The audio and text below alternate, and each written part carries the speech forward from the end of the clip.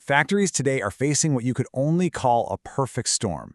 Customer demands are changing in the blink of an eye, supply chains are more unpredictable than ever, and frankly, the old ways of making things are starting to crack under the strain. This has kicked off a real revolution on the factory floor. So, let's dive in and explore the system that's designed to thrive in all this chaos, the flexible manufacturing system. All right, so here's how we're going to break this down. We'll start with the big problem that traditional factories are up against. Then we'll get into what a flexible system actually is. We'll put it head-to-head with the classic assembly line, check out how modern data is giving it a massive power-up. And finally, we'll see why, in the world we live in today, being flexible is the ultimate way to win. Okay, so first up, the modern factory's dilemma. We're going to get into exactly why the old rigid ways of doing things just aren't cutting it anymore. It really all boils down to this one big question. I mean, for nearly a century, the assembly line was the undisputed king of making stuff. But now, its reign is being seriously challenged. So, what's going on? Well, it's getting squeezed from every single direction. On one hand, you've got customers who want personalized products, and they want them, like, yesterday. On the other hand, products have shorter and shorter lifespans, so you constantly have to change things up. Then, bam, you get hit with supply chain shocks. And on top of all that, there's a huge push to be more sustainable. For a system that was built to do just one thing over and over again, this isn't just pressure, it's a recipe for disaster. So if being rigid is the problem, what's the solution? That brings us right to Section 2. What is a flexible system? You can think of it as manufacturing's direct answer to all this chaos.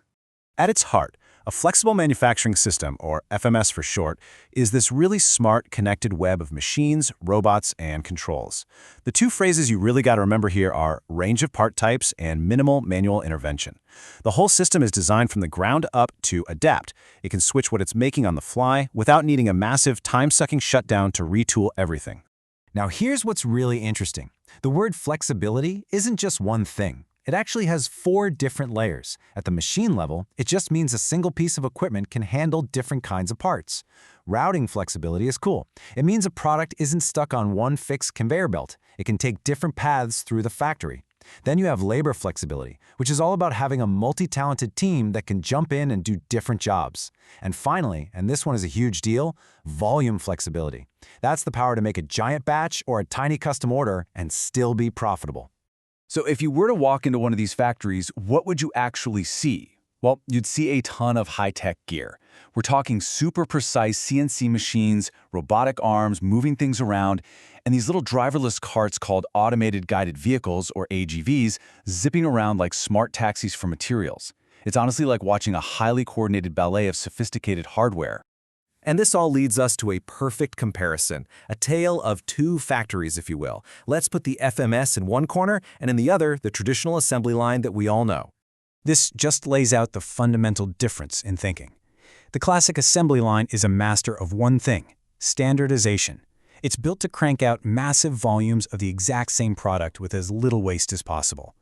An FMS, though, is built for responsiveness. It thrives on high variety and smaller, customized batches. Now, what's the trade-off? An FMS costs more to set up, and it's definitely more complex. But the reward is worth it. Lightning-fast, automated changeovers. And yeah, this quote just nails it. You invest more money at the start to buy something that's absolutely invaluable in today's market, the ability to change on a dime, to serve all kinds of different product needs without bringing your whole operation to a screeching halt. But wait, the story doesn't end with just the hardware. Not even close. We are now in the era of the digital supercharge, where data and artificial intelligence are taking these systems to a completely different level. It really comes down to 3 key pieces of tech. First, you've got the Industrial Internet of Things, or IoT. Think of it as putting sensors on everything, giving you a live feed of data from every single machine. Then, you use that data to build a digital twin, a perfect virtual copy of your factory that you can use to test out new ideas and predict what will happen, all without risking the real thing. And finally, you have AI acting as the brain of the whole operation, making smart, scheduling decisions on the fly that no human team could ever keep up with. So, what's the payoff for all this tech? It's massive. Get this, in simulations that combine high machine and labor flexibility, the total time it took to get a product all the way through the factory was cut by nearly 50%. That is a staggering improvement in speed. And hey, this isn't just in computer simulations. When these AI-assisted systems are put to work in the real world, the results are dramatic. We see defect rates plummet. Throughput, the amount of stuff you're actually getting out the door, it skyrockets. And those changeover times that used to take hours or even days, they get slashed to a fraction of what they were. So this brings us to our big conclusion: why flexibility wins. In the modern economy, it's pretty clear that it has become the ultimate competitive advantage. And the proof is right there in the numbers that matter, the key performance indicators, or KPIs. FMS delivers better performance from your equipment. It reduces the amount of money you have tied up in unfinished inventory, and it speeds up the whole production cycle, all while using less energy. Across the board, it is just a smarter, more productive way to operate. So if you take one thing away from this whole explainer, let it be this. In a world that is defined by constant change, flexibility isn't some nice-to-have feature anymore. It's a flat-out requirement for survival. It's what makes a business resilient, responsive, and truly sustainable for the long haul. Which leaves us with one final question to think about. Now that we have the power to build factories that can adapt to new challenges in real time, is the old, inflexible factory already a relic of a bygone era? Just a museum piece waiting to be shut down? It's definitely something to think about.